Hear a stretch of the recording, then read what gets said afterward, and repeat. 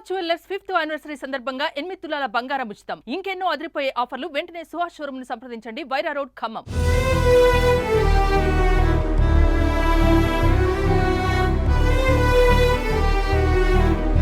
Hi, welcome to Suman TV. So ఈరోజు తల్లాడ మండలం రంగం బంజర దగ్గర అయితే గ్రామంలో అయితే మనం ఉన్నాము. సో ఇక్కడ చాలా బాధాకరమైన విషయం ఏంటంటే అందరికీ షుగర్ రావటం జెనెటిక్ గా వస్తూ ఉంటుంది. ఒక వయసు వచ్చిన తర్వాత మనం తినే ఆహార అలవాట్లను బట్టి వస్తూ ఉంటుంది. బట్ ఇక్కడ చాలా బాధగా అనిపించేది అంటే ఒక చిన్న పసిగందు అంటే ఆల్మోస్ట్ మూడో తరగతి చదువుతున్న పాపకి షుగర్ వ్యాధితో బాధపడటం, దట్టు ఒక ఇన్సులిన్ ఇవ్వడం అంటే ఎంత బాధగా ఉంటుంది.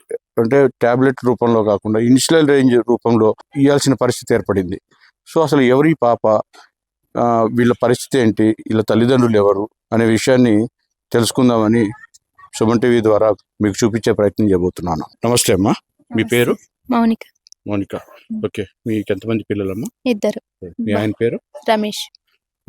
ఏం చేస్తుంటారు మీ ఆయన? కూలి పని చేస్తున్నారు. ఓకే, సో మీ పాప పేరు? సిరి. ఓకే, మీ పాపకి ఎంతండి ఇప్పుడు వయసు? 9 సంవత్సరాలు. 9 సంవత్సరాల పాపకి షుగర్ వ్యాధి ఉంది అని డాక్టర్లు నిర్ధారించారు. సో అసలు మీకేమైనా షుగర్ వ్యాధి ఉందా? అంటే మీకు కానీ మీ ఆయనకి కానీ మీ సాధారణంగా వంశపారపర్యంగా వస్తుంది అంటారు.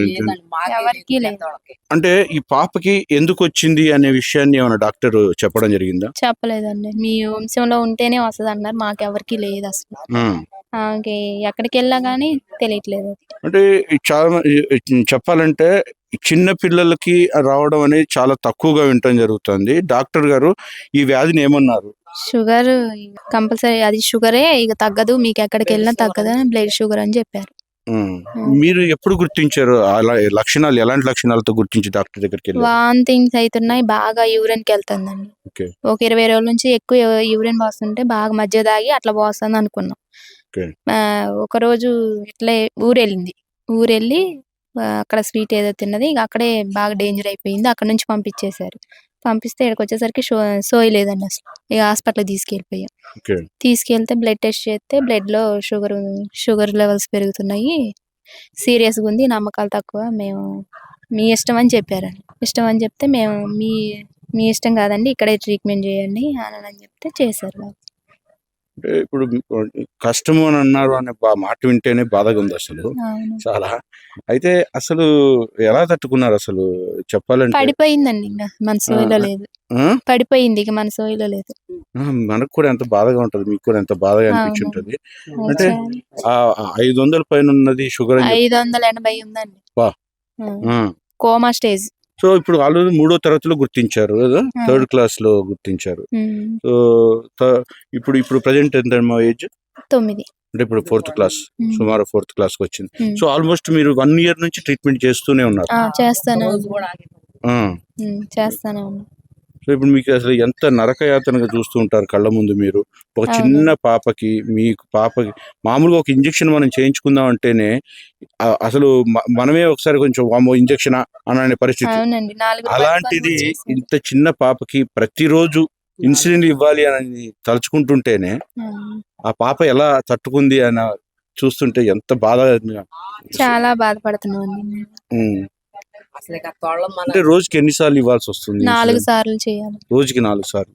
పొద్దున్నే 7కి, మళ్ళీ 1 గంటకి. పొద్దున్నే 7 గంటలకి, మధ్యాహ్నం 12:30కి, నైట్ 7 గంటలకి, మళ్ళీ నైట్ 9. సో ప్రతిసారి మీరు ఎంత ఉంది ఏంటి అని చెక్ చేసుకోవటం జరుగుతుందా? చెక్ చేసుకొని వేయాలండి ఇన్సులిన్. సో మీకు చూస్తేనేమో పరిస్థితి చాలా దారుణమైన పరిస్థితుల్లో ఉన్నారు. ఆర్థికంగా చూస్తేనేమో ఎలాంటి ఇది లేని పరిస్థితి ఉంది. మీ ఆర్థిక పరిస్థితి ఎలా ఉందమ్మా? మాకేమీ లేదండి అసలు. మీకు ఒక్కదాని ఒక పాప? ఒక పాప, ఒక బాబు. బాబు ఏం చేస్తున్నాడు? చదువుకుంటున్నాడు. ఏ క్లాస్? 7th. సో మీ ఆర్థిక పరిస్థితి చూస్తుంటే ఇంత దయనీయంగా ఉంది. పాపకేమో ప్రతిరోజు ఓ పక్కన ఇంజెక్షన్స్ ఇస్తూ ఉంటుంటే రోజు పొడుస్తూ ఉన్న బాధని తలుచుకుంటేనే మాకు వినటానికి కూడా అందరికీ బాధగా ఉంది. ఎంత చాలా బాధపడుతున్నాను. ఒక్కోసారి అయితే నేను చేసుకోను, నాకు వద్దని అంటది. నేను చేసుకుని చచ్చిపోయినా, నాకు చేయొద్దని చేయని ఇది ఒక్కొక్కసారి. మీరేమవుతారమ్మా? నాయనమ్మని. మీరు నాయనమ్మ అవుతారు. సో ఇప్పుడు చూస్తుంటే మీ మనవరాలు ఇలాంటి పరిస్థితి ఆ, ఆ? ఆ. ఇలాంటి పరిస్థితి ఇలా వచ్చిందంటే అది బాధగానే ఉంది. ఉమ్. ఒక సంవత్సరం నుంచి ఈ పాప కోసం ఆ, మీరు ప్రతిరోజు హాస్పిటల్ ఆ. తండ్రి ఏం పని చేస్తుంటారు? మీ అబ్బాయి ఏం ఏం చేస్తుంటారు? లేదండి, ఆ కూలి పని కూడా ఆయనకి పెద్ద చేత కాదు పోవటం. అదేదో బుడ్డ కొట్టు పెట్టుకొని కథ అట్నే అమ్మింది, కానీ అది కూడా లేదు ఇప్పుడు. ఉమ్. ఇక ఏమైనా ఉండయి అంటే ఇక ఏమకి సరిపోతాయి. మరి ఏమైనా ఎవరైనా సహాయం కోరటం జరుగుతుందా? ప్రభుత్వానికి లేదండి, ఏమైనా లేదు, అడగడం ప్రయత్నం చేశారా? చేయలేదండి ఎవరిని. చూడండి, అసలు చూస్తుంటే ఎంత బాధాకరంగా ఉందంటే పరిస్థితి. అంటే ఒక మామూలుగా మనం ఇంజెక్షన్ చేయించుకోవాలంటేనే అమ్మో ఇంజెక్షన్ అంటూ ఉంటాం. అలాంటిది ఈ పాపను చూస్తుంటే చాలా అసలు ఏం జరుగుతుందో కూడా అర్థమై ఉండదు. అసలు ఆ వ్యాధి ఏంటో కూడా అర్థమై ఉండదు ఈ పాపకి. నాన్న, నీ పేరు చెప్పు. సిరి సిరి. ఏం చదువుతున్నావు? 4th fourth. బాగా చదువుతున్నావా? ఉమ్. ఇదేంటి నాన్న, ఏం పెట్టుకున్నారు? క్యాన్లా పెట్టారా? ఉమ్. ఎందుకు, జ్వరం వచ్చిందా? ఎప్పటి నుంచి? మొన్నటి నుంచిందా? ఇప్పుడు ఎలా ఉంది? మంచిగా ఉందా?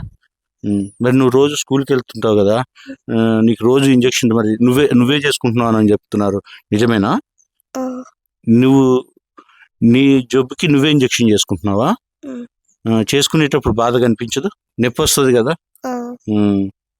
సో తొందరగా తగ్గిపోతుంది. సో మనం మాట్లాడించడానికి కూడా మనసు రావట్లేదు. సో ఏదేమైనా ఈ పాపకి, ఈ తల్లిదండ్రులకి, కుటుంబానికి ఖచ్చితంగా ఆర్థికంగా ఎంతో కొంత సహాయం చేయాల్సిన అవసరం అయితే ఉంది. సో నిజంగా ఈ కుటుంబానికి చేయూతగా ముందుకు రావాలని చెప్పి కోరుకుంటూ సుమన్ టీవీ ద్వారా ఈ కథనాన్ని మీకు చూపించడం జరుగుతుంది. నమస్తే.